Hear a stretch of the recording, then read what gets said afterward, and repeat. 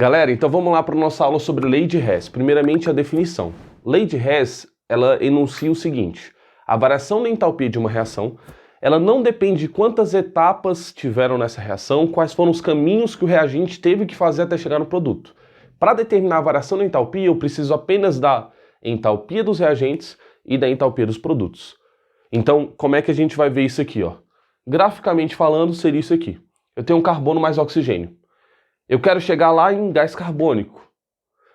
Mas esse carbono mais oxigênio passa por essa etapa, né, essa primeira etapa, e depois essa segunda etapa aqui.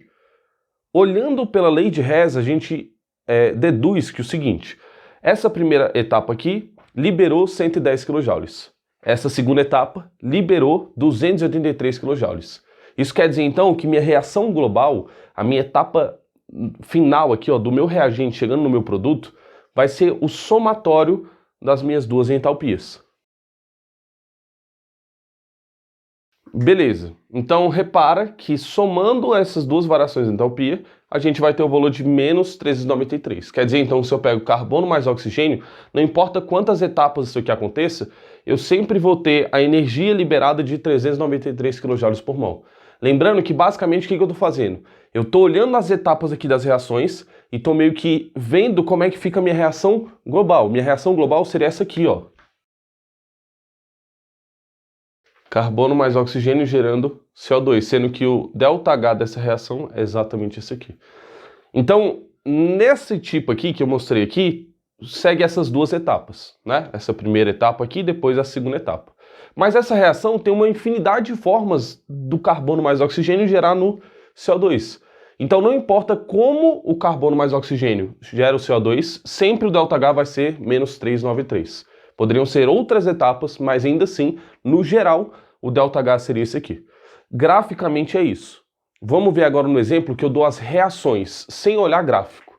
Pelas reações, a gente tem que analisar o seguinte: eles dão uma reação global, ou seja, o que a gente tem que obter, que no caso dessa reação aqui seria carbono mais oxigênio gerando CO2, e a partir do que eu quero obter, eu analiso outras equações, essas aqui serão as etapas, para tentar determinar o ΔH da minha reação global. Reação global.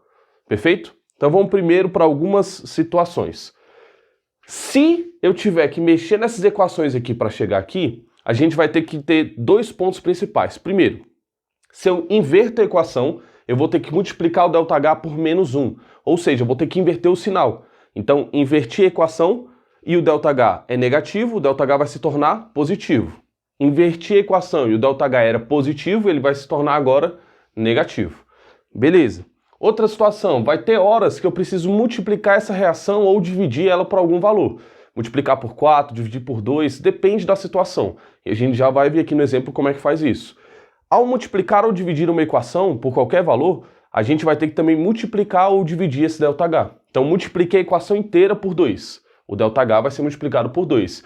Dividir uma equação inteira por 3, por exemplo. O ΔH vai ser dividido por 3. Então, vamos lá. Nessa questão aqui, nesse nosso exemplo, como é que a gente resolve inicialmente uma questão de lei de Hess? Olha primeiro para a reação global. Olhando para a reação global, ela vai me dar os indícios do que eu preciso fazer com essas reações que estão aqui, com as minhas etapas. Então, primeiro, vamos olhar aqui, ó, o que tem do lado esquerdo. Nitrogênio. Tem nitrogênio aqui, e olhando para as equações, eu tenho nitrogênio aqui. Beleza. Oxigênio eu tenho aqui, e olhando para as equações, eu tenho um oxigênio aqui e oxigênio aqui. Tranquilo. Agora o N2O5. N2O5 aqui, e N2O5 eu só tenho aqui.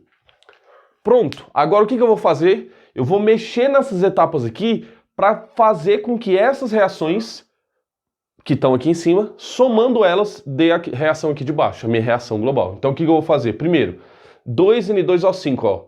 Só tem N2O5 aqui. Não tem outra etapa da reação. E aqui são 2N2O5. Ou seja, eu vou ter que pegar essa reação aqui, inverter ela e ainda multiplicar ela por 2. Então vamos anotar aqui. Beleza. Ao inverter a reação e multiplicar ela por 2, a gente obteve o quê? 2N2O5 lá do outro lado, que era o que eu precisava aqui da minha reação global. E o ΔH aqui a gente não vai calcular agora, mas o ΔH aqui vai ter que ser multiplicado por menos 2, porque eu vou ter que inverter o sinal, então vai ficar positivo, e depois eu vou ter que multiplicar por 2 esse valor, porque eu multipliquei a equação inteira aqui por 2. Agora vamos olhar aqui o nitrogênio, por exemplo. O nitrogênio só tem nitrogênio aqui, ó, nessa reação. Beleza, só tem nitrogênio nessa reação e aqui tem 2. Aqui é 1 sobre 2. Que número que eu multiplico por 1 sobre 2 para dar 2? Pensa aí. 4, beleza? 4 vezes 1 sobre 2 vai dar esse número 2 aqui. Então eu vou pegar essa equação de baixo e vou multiplicar por 4. E eu não preciso inverter essa reação, porque o nitrogênio está do lado esquerdo. Então aqui continua do lado esquerdo também. De boa. Beleza, perfeito. Agora presta atenção aqui, ó. A gente já conseguiu os 2N2 desse lado, que era o que eu precisava. Já conseguiu 2N2O5 desse lado, que era o que eu precisava. E agora o oxigênio. Eu tenho 5O2 aqui. O oxigênio ele pode vir dessa reação aqui, ó, que a gente chegou e multiplicou por 2, né? Ou por 4 essa equação. E aí ficou vezes 6 aqui, 6 oxigênios. Beleza. Só que eu preciso só de 5. E eu tenho que cancelar as outras coisas. Então, por exemplo, água. Tem água nessa reação global aqui? Não tem. E água, onde é que tem na reação, nas etapas? Na primeira reação, tem 2 águas aqui. O que eu vou ter que fazer então? Começar a inverter as coisas para fazer com que o que tenha do lado esquerdo corte com o que tenha do lado direito. E também completar aqui a quantidade de oxigênios, que dá pra gente fazer o seguinte, ó, tem 6 desse lado. Para ficar 5, que é o que eu preciso aqui, eu vou pegar essa equação e vou inverter ela. Então vou inverter ela para ficar com o oxigênio do outro lado, e na hora que eu pegar esses 6 oxigênios e cortar com um do outro lado, sobra só 5. Então vamos inverter aqui, ó. Beleza. Saiu. Então a primeira equação você multiplicou por menos 1, porque inverteu, então vai ter que trocar o sinal. Segunda equação, a gente multiplicou aqui o valor por 4, justamente para aparecer aqui... Não, perdão, a segunda equação a gente multiplicou por menos 2, porque a gente teve que inverter e multiplicar por 2. E a terceira equação a gente multiplicou por 4, justamente para aparecer esses 2N2 que estava precisando aqui. Então, o que a gente vai fazer aqui? Olhar essas 3 reações e achar minha reação global. A reação global vai ser o quê? O que sobra do lado esquerdo e o que sobra do lado direito. Então, por exemplo, do lado esquerdo aqui, ó, vamos tracejar aqui, ó, para a gente separar uma parte do outro. Essa parte aqui é o que está do lado esquerdo. O que tiver igual do lado esquerdo e igual do lado direito vai ser cancelado. Então aqui eu tenho 2 moléculas de água, 2 moléculas de água. Cancelei, que era aquela questão que a gente tinha que fazer lá. A gente tem que sumir o que não está na reação global. Não tem água na reação global. Não tem ácido nítrico, HNO3 na reação global. A gente tem que sumir eles. 4 HNO3 desse lado aqui, ó, direito. 4 aqui do lado esquerdo, ó, cancelamos. Agora 2 hidrogênios aqui, ó, 2 H2 desse lado, 2 desse. E aí aqui agora, presta bastante atenção, tem só um oxigênio, e aqui tem 6.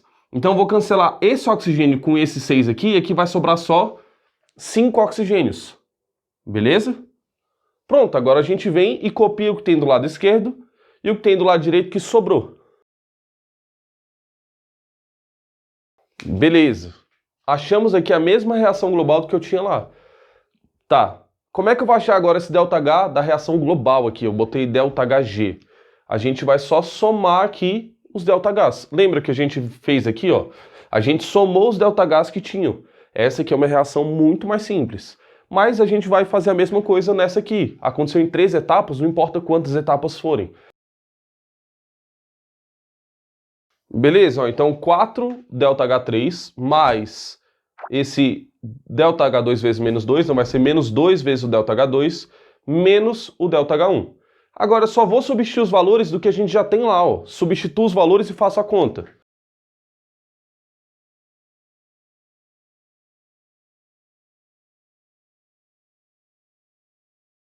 Pronto.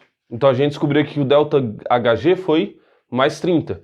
Pegamos aqui o valor, ó, 4 vezes o menos 74, menos 174, menos 2 vezes o menos 177 e menos os menos 572.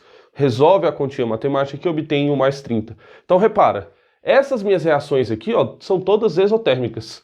E no final das contas, o que me deu foi uma reação endotérmica. Isso tudo é para a gente conseguir analisar como é que acontece até chegar nessa reação global que tem aqui. A gente teve que inverter algumas equações, então elas passaram de ser exotérmicas para endotérmicas, porque o sinal ficou positivo na segunda equação e na primeira equação, e por isso que no final das contas o valor deu positivo. Então, sempre que tiver uma equação de lei de Hess, você vai se guiar baseado na minha reação global. Sempre analise a minha reação global. Olha o que tem de um lado, o que tem do outro e tenta achar lá nas minhas etapas para depois achar a minha reação global do jeitinho que ele está pedindo. E aí, baseado nas contas que a gente faz aqui, a gente acha o ΔH da reação global. Beleza, galera? É isso então. Um beijo, um cheiro para vocês. Falou!